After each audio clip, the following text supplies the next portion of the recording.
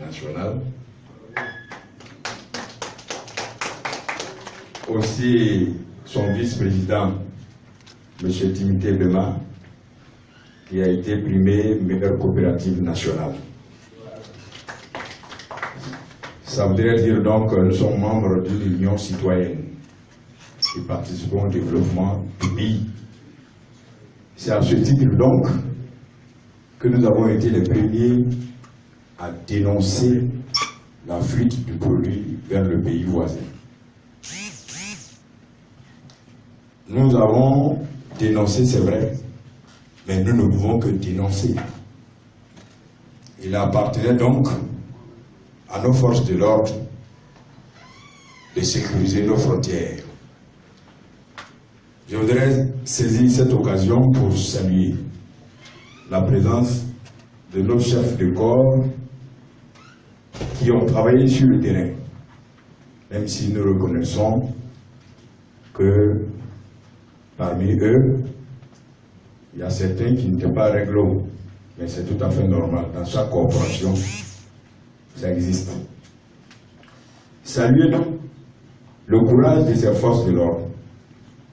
Mais malheureusement, il faut le dire, monsieur le directeur général, le travail colossal de ces forces de l'ordre a été, ou du moins a heurté des décisions de justice.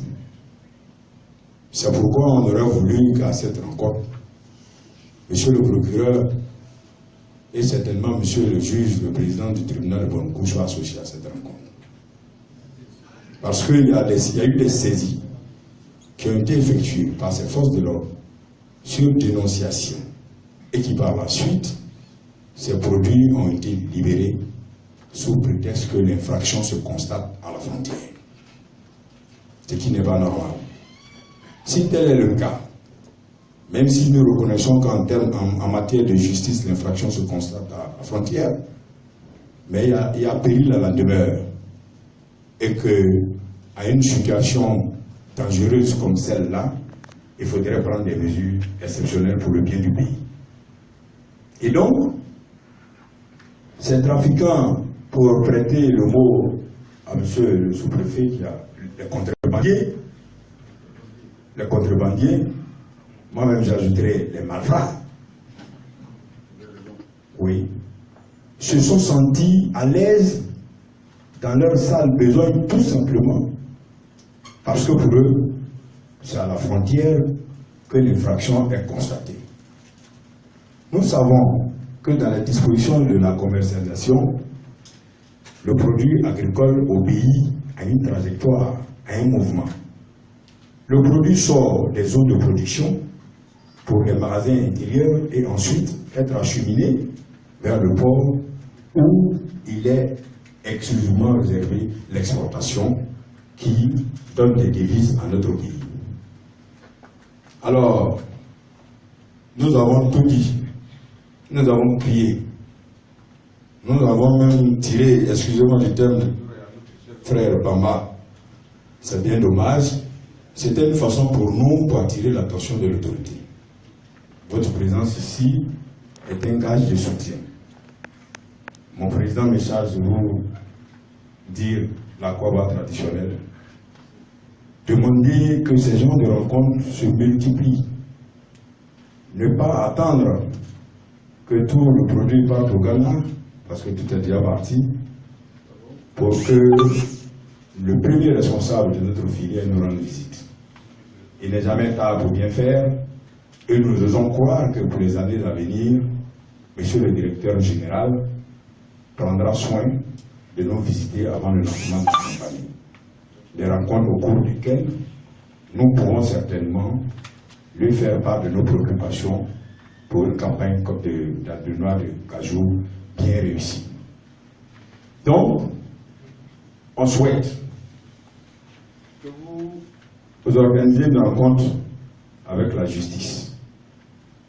On nous parle de séparation du pouvoir, mais c'est l'exécutif qui soutient la justice. Si l'État de Côte d'Ivoire n'a plus de ressources, la justice ne va pas fonctionner. Et ces ressources aussi proviennent donc de la vente de ces produits agricoles.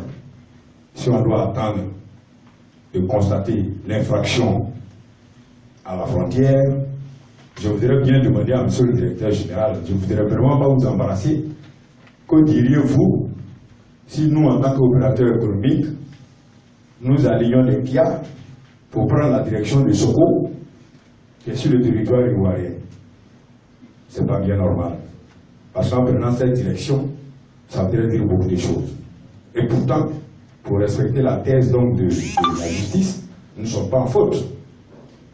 Donc, organisez une rencontre avec eux pour voir dans quelle mesure chacun d'entre vous pourrait bien interpréter ces textes. Deuxièmement, et je voudrais vraiment terminer là, pour ne pas trop monopoliser la parole. Monsieur le directeur général, faites en sorte que les campagnes démarrent tôt. Le retard pris dans le démarrage de la campagne est souvent à l'origine de cette pagaille que nous constatons. Parce que déjà en décembre, nos parents ont des produits sous la main. Et quand on sait que c'est une population pauvre et essentiellement agricole, qui attendent seulement de vendre leurs produits pour se nourrir, comprendrez que c'est difficile si on doit attendre jusqu'en février pour lancer la campagne. Pendant déjà 2 mois avant, ils ont des produits sur la main. Ce qui fait que souvent, et ça je le dis, nous achetons avant même qu'on ait fixé le prix. Ça, nous, on le fait. Nous ne le faisons pas parce qu'on veut apporter un coup aux dispositions, mais pour aider nos parents quand même à subvenir à leurs besoins avant le début de la campagne. Voilà. Ce que nous avons pris avec eux, c'est Abidjan que nous avons envoyé, donc ça ne peut pas poser de problème. C'est ceux qui prennent avec eux avant le début de la campagne qui envoient au Ghana qui posent problème. Je voudrais vraiment m'arrêter là et souhaiter un très bon séjour à M. le directeur général et sa délégation et faire en sorte que cette rencontre-là produise vraiment des résultats qui peuvent permettre à notre filière de vivre durablement. Je vous remercie.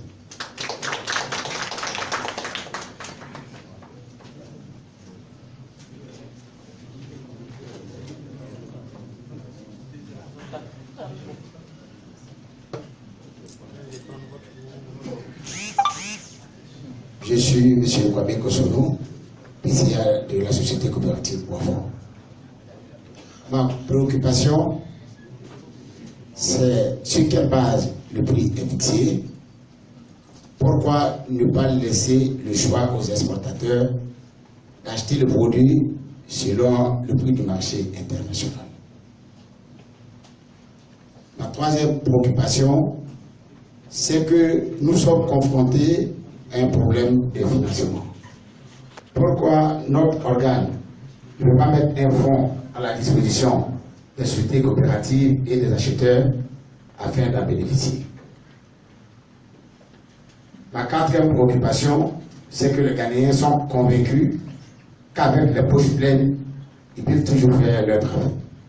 Donc pendant que nous cherchons des solutions à les attraper, ils cherchent des solutions à nous corrompre.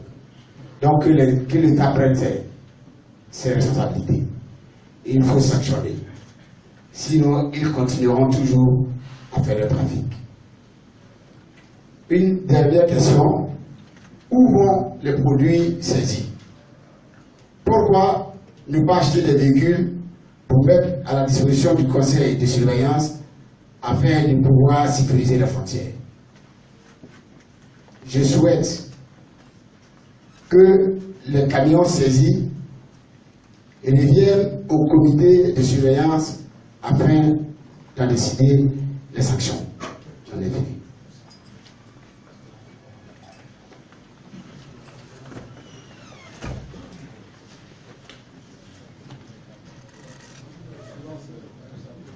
Monsieur Claude, président de la sous-bravo. Bon, ce que je voulais vraiment dire comme intervention, mon prédécesseur a déjà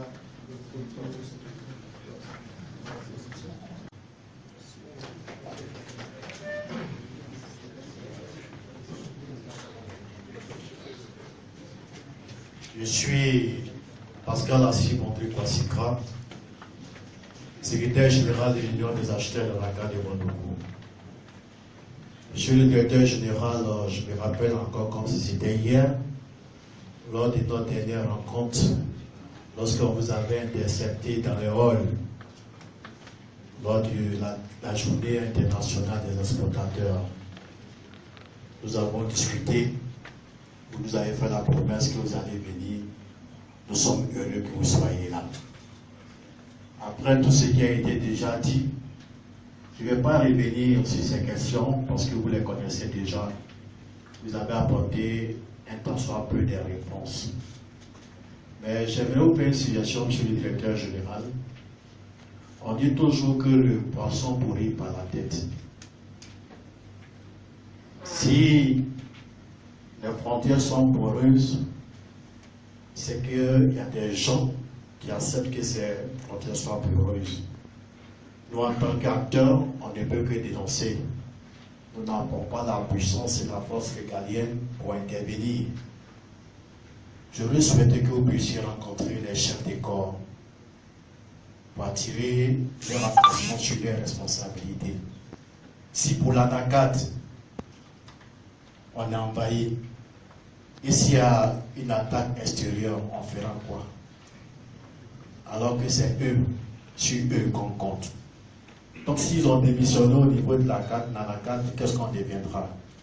On nous parle souvent des moyens, mais je me pose la question, et s'il y a une attaque, d'où viendront les moyens pour pouvoir repousser ces assaillants? Ils viennent avec des armes. Mais ceux qui arrivent, ils ne viennent pas avec des armes, ça va être du cash. On s'est compris, monsieur le directeur général.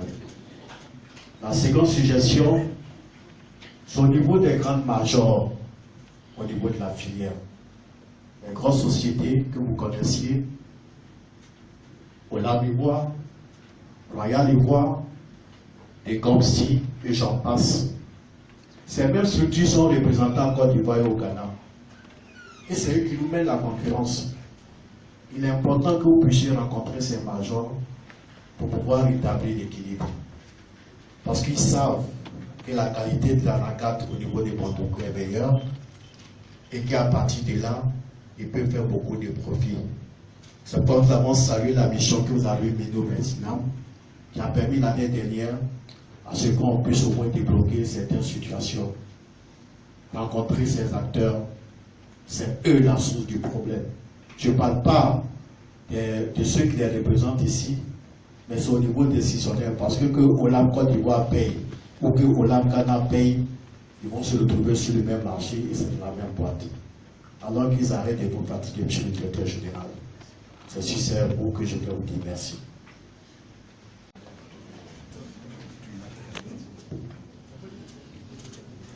Ok, je voudrais sincèrement remercier tous ceux qui ont pris la parole.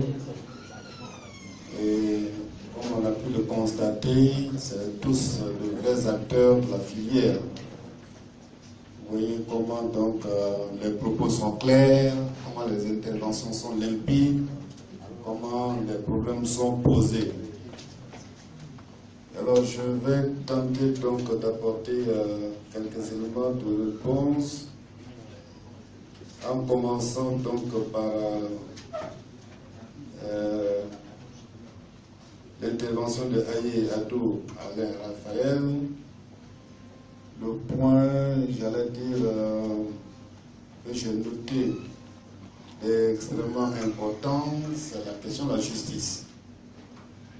Je peux vous dire, ce matin, avant de venir dans cette salle, nous avons rencontré le procureur de la République. Nous nous sommes parlé, nous nous sommes compris. Donc, votre suggestion est déjà mise en œuvre. Voilà. Vraiment, nous sommes parlé, nous sommes compris.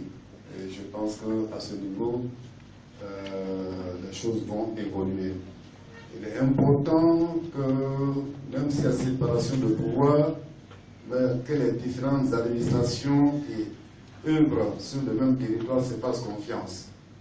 Cela est extrêmement important. Sinon, alors, ça peut déboucher sur les deux motivations de certains corps et de certains agents. Ce n'est pas le souhait. Je pense que le procureur, nous sommes vraiment compris et nous avons pris l'engagement de rester en contact. Pour le démarrage de la campagne plus tôt, oui, nous avons noté.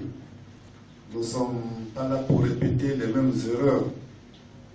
L'erreur est humaine, mais la répétition de l'erreur devient diabolique. Si tant est que nous devons anticiper sur la campagne, nous le ferons. Ce n'est pas plus cher pour nous d'ouvrir la campagne le 16 février que de l'ouvrir le 1er février.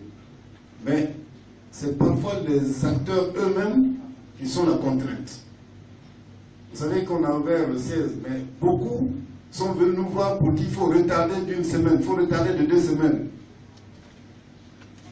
Oui, les acteurs, les acheteurs, les exportateurs, ces exportateurs nous ont dit qu'il faut retarder, il faut ouvrir. Certains nous ont suggéré même d'attendre le 3 mars pour ouvrir la campagne. Vous voyez, donc c'est l'ensemble de tous les intérêts divergents que nous, on est obligé de ramasser et finalement de prendre, si on peut s'exprimer ici, la ligne médiane pour avancer. Donc nous pensons que le 16 février, c'était déjà pour nous une semaine trop tard, mais par rapport à la demande des opérateurs, pour eux c'était trop tôt. Mais nous voyons que malgré donc le 16, on a ouvert le 16, certains opérateurs étaient déjà sur le terrain.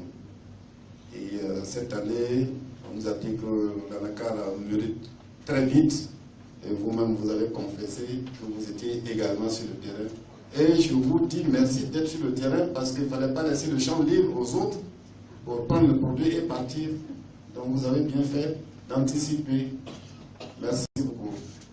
Alors, il faut qu'on soit clair sur le phénomène des Ghanéens. Quand on dit les Ghanéens, ce sont nos cousins, ce sont nos frères, ce sont nos voisins. Ce n'est pas que les Ghanéens soient sur le marché ici qui nous gênent. Ce n'est pas ça qui nous gêne. C'est le fait de prendre le produit de partir au Ghana qui nous gêne. S'ils sont ici, qu'ils achètent le produit, qu'ils vont avec ça à Piquant, nous n'avons aucun problème. Nous n'avons aucun problème. S'ils sont ici, qu'ils veulent être agréés, comme on leur donne un agrément, et qu'ils payent tous les impôts à l'État de Côte d'Ivoire et qu'ils vont avec le produit à Abidjan, nous n'avons aucun souci avec. Donc, je dis ça pour recentrer les choses. Si les Ghanéens viennent avec beaucoup d'argent, c'est bien. Mais quand ils achètent le produit, donc avec ça à Abidjan. Nous avons... Non, c'est de ça qu'il s'agit. Si un pays veut la noix de cajou de Côte d'Ivoire, il y a les procédures d'importation qui sont connues d'eux dans leur pays. Si une société installée dans un pays voisin veut la noix de cajou et commande avec un exportateur ivoirien, nous n'avons pas de problème. Déjà, j'étais ici il y a près de 3 semaines à la demande du préfet sur cette même question en ce qui concerne la fuite de l'ANACAR vers le pays voisin. Donc j'ai participé. Suite à ça, il a été question que les élus que nous sommes apportions notre contribution dans le cadre de la sensibilisation de nos parents en ce qui concerne la fuite de l'ANACAR vers le pays frontalier. J'ai donc fait une autre mission, donc j'ai donc cumulé cette mission-là. Et depuis une semaine, je suis là. J'ai donc fait tous les villages de la fleuve d'Akmoun. Au cours de ces échanges que j'ai bien eus avec les parents, j'ai expliqué la part de chacun. L'État a une organisation, a mis en place un mécanisme de contrôle. Naturellement, on ne pourrait pas demander aux parents de se substituer en contrôleur. Les parents sont les producteurs et donc c'est des vendeurs. Donc ils attendent que les gens viennent vers eux pour payer le produit. Ce qu'on demande aux parents, c'est de vendre leur produit en tenant compte du prix. De s'assurer que le prix est bon. De s'assurer que la personne qui paye le produit avec eux, effectivement, peut le produit, il leur donne l'argent. Mais il ne leur revient pas de s'interposer. Parce que, comme le DG l'a indiqué, je pense que le DG même a eu une rencontre avec nous, de l'ensemble des élus sous mon initiative à Yamoussoukro, lorsqu'on était à notre séminaire parlementaire. C'est sous mon initiative. Et j'avais eu l'écho depuis longtemps de ce qu'il y a la fuite de l'ANACAR. Donc le DG et ses collaborateurs sont venus nous rencontrer à Yamoussoukro, lorsqu'on avait notre séminaire parlementaire. Donc l'ensemble des élus étaient présents et donc le mécanisme nous a été expliqué. Donc fort de ces explications, j'ai donc dit aux parents qu'il nous revient de manière récurrente que quand ils finissent de vendre leurs produits aux gens qui n'ont pas droit à payer, parce que dans le circuit de commercialisation, il y a les pisteurs et les acheteurs. Mais ces personnes-là ont un agrément, donc ils leur donnent la latitude de payer ces produits. Donc, naturellement, on ne va pas leur demander un travail supplémentaire à nos parents de se substituer en contrôle. Eux, c'est des producteurs, ils vendent leurs produits. Mais quand ils ont envie de vendre leurs produits, ils n'ont plus à s'interférer, ils n'ont plus à empêcher la police et la gendarmerie de faire leur travail. Je pense que ça, de manière claire, on l'a indiqué, et je pense que les vidéos existent. J'ai fait le tour de l'ensemble des villages de Pina Boroko également. Donc, on a eu une autre rencontre avec Madame le sous-préfet à Pimandoum, où nous sommes revenus largement sur la question, en sensibilisant les parents, en leur disant que vous demandez à l'État de Côte d'Ivoire de faire des investissements. Et je pense que c'est des exemples tangibles. Moi, j'ai eu la chance de venir à Pimandoum pendant la campagne électorale avec le ministre du Budget. Et le ministre du Budget a pris des engagements, a demandé qu'il y ait un château d'eau parce que c'était la préoccupation des populations là-bas. Donc, quand on a vu la campagne et que j'ai été élu, le ministre du Budget lui-même m'a fait appeler pour qu'on puisse inscrire dans le budget de l'État la réalisation de cet engagement qu'il avait pris. J'ai donc dit aux parents, si vous demandez à l'État de Côte d'Ivoire de faire des investissements chez vous, et que vous allez vendre votre produit au Ghana, naturellement, l'État de Côte d'Ivoire n'a pas de ressources pour faire cet investissement.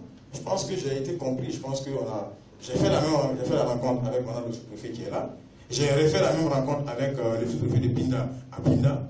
Je pense qu'en ce qui nous concerne, en tant qu'élus, nous essayons de jouer notre part, d'accompagner les structures existantes, encadre la mise en œuvre, sinon la réussite de ce projet. Bien sûr, il y a, comme vous le dites, dans tout corps, il y a des brebis galeuses. Je pense qu'on ne doit pas se lasser de faire la sensibilisation, d'interroger nos parents. Je pense qu'il faut continuer la sensibilisation, parler avec les jeunes, parler avec les chefs de village pour qu'ils comprennent le bien fondé, de faire en sorte que le produit puisse venir en Côte d'Ivoire. Il y va de leur intérêt, puisque nous, quand on est en campagne, on nous demande des investissements. Mais aucun député, je le dis tous les jours, aucun député n'a les moyens de faire cet investissement. C'est l'État de Côte d'Ivoire qui fait les investissements. Les ressources de l'État de Côte d'Ivoire, c'est la vente de ces spéculations. Et ça, je crois que c'est clair et c'est net dans l'esprit des uns et des autres. Donc, ce que j'encourage, c'est que chacun de nous, à son niveau, fasse son travail. Et j'encourage, ce n'est pas pour autant que les frères de l'ordre doivent abdiquer. Loin s'en faut. Je pense que vous devez continuer de faire votre travail. Moi-même, je leur ai dit, j'ai dit qu'il va falloir, il y a une phase de sensibilisation. Naturellement, il va y avoir une phase de répression. Donc, je crois qu'il faut qu'on continue la sensibilisation. Il y va de notre intérieur. En tout cas, merci beaucoup pour votre contribution. Honorable, on ne peut que vous dire merci. Merci pour votre contribution, merci pour tout ce que vous faites en matière de sensibilisation de nos parents. Il y a également le président du conseil régional qui est là, qui est également un élu. Et comme on parle de sensibilisation, c'est sûr que lui aussi il a un appel à lancer à l'endroit de nos parents. C'est pour ça que je vais lui donner le micro. Merci, monsieur le gouverneur. Je m'aligne sur ce que l'honorable a dit. Nous avons